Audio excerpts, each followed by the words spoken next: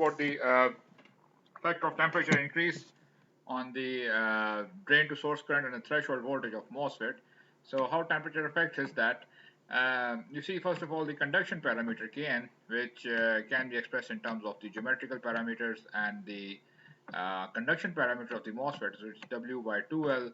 Then it consists of the conduction parameters that contains the mobility and the channel oxide, not the, sorry the gate, the oxide between gate and the semiconductor substrate. Okay, so it could be for an NMOS device, this is mu n, and this mu n factor is dependent on the temperature. Okay, so since Kn is varying with temperature, we expect that the current has a certain variation with respect to the temperature because Kn is dependent on temperature. Not only Kn, but the threshold voltage as well. Okay, the variation of threshold voltage is as such that with increasing temperature, so if this is your temperature in kelvins, let's say, then with increasing temperature, okay, this is in kelvins.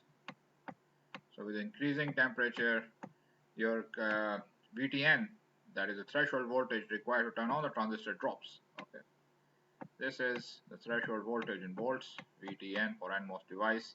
If for a PMOS device, then we'll have VTP. So you recall that for our NMOS device, we have a positive gate voltage, so VTN is positive. All right. So let's say at a certain room temperature, it has a certain value, but as you go on increasing temperature, it has a negative gradient. Okay, so it drops down. The reason for this is that if you recall the classical structure of an NMOS, we have this okay, source and drain n-doped regions, and then there is a gate above it. Okay, above an oxide. So it's like this. You have an oxide, then there's a metal gate. Okay, this is your metal gate, and then you have a connection over here. So this is your gate terminal G. Then you have your drain terminal D and S, and the substrate is P type. Okay, so you have three terminals D, S. This is oxide OX, and this is P type region. Region, okay, and the rest of the body is your is a semiconductor substrate, and and then there is a bulk terminal which is usually shorted with the source terminal. Okay, so what happens is that when you apply a positive VGS, this is an NMOS device. Okay, it's like this. A positive charge is accumulated over here. Okay, and this VGS is, it has to be at least the threshold voltage should be equal to threshold voltage to create an inversion layer or to have the channel over here to turn on the device. When you apply this gate source voltage, what happens is that the holes are attracted towards the bottom. Okay, and the minority carriers, they tend to accumulate over here at the bottom plate of the MOS capacitor. This is what we discussed in the first few lectures. So that's how you're forming the channel. But as the temperature increase, what happens is that you give more energy to the atoms, to the electrons, and they get excited, and they tend to accumulate with which are of course the minority carriers in the p-type substrate, but they tend to accumulate at the channel layer, and they get knocked out from the holes due to increase in temperature, and somehow they increase the space charge density in the channel with increasing temperature. So with increasing temperature, you don't need much of VGS to I mean, whatever VTN is, since VGS has to be greater than VTN, the threshold voltage, it turns out that since you're already having the accumulation of this negatively charged particles with temperature increase, this is with increase in temperature. Okay, this is with increase in temperature. So with increasing temperature, you are going to have more minority carriers in the p-type substrate because the electrons are being knocked out from the atoms. Okay, and this is somehow forward biasing the channel region or creating more space charge density. So therefore, the threshold voltage requirements, the barrier is becoming lower and lower. Okay, it's easy to create the channel because you already have the minority carriers in this region. So that's the effect.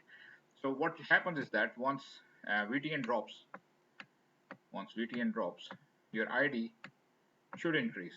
Okay, so the magnitude of the threshold voltage, it decreases with the temperature, which means that the drain current increases with temperature for a given VGS. Okay, VGS is constant. VGS is an external battery supply, but the threshold voltage decreases, and by this expression, you understand that the ID in saturation increases for the given VGS.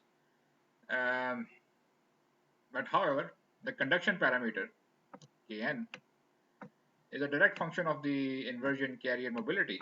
That's your mu n over here. Okay, which decreases as the temperature increases. So what happens is that as you're increasing the temperature, you're scattering this, you're giving more energy to this negatively charged particle, and they get scattered. Okay, so the field that you apply over here at the drain, VDS plus minus, this horizontal field is going to support the mobility of the electrons, so they flow from drain to source. Okay, it's the other way around in the conventional mode, from source to drain. So, but what happens is that with the increasing temperature, the electrons, they're scattering. Okay, hence the mobility gets affected, and you actually have a low mobility.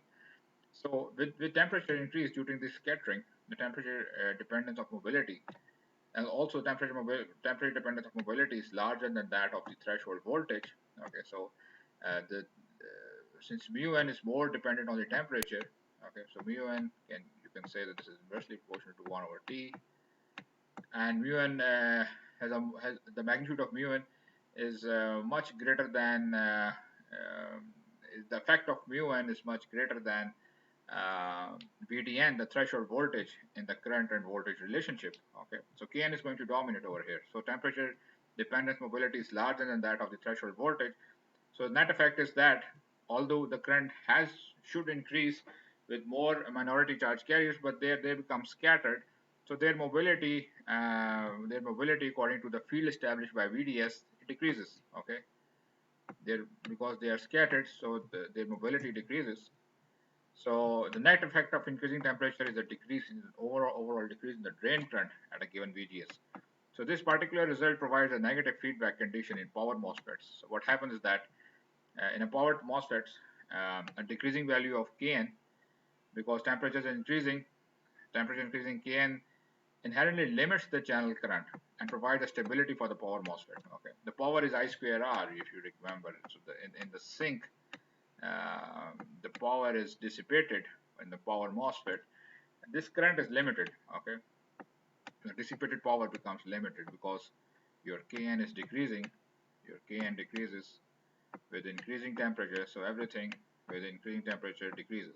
Okay, so as T increases, first of all your Kn decreases.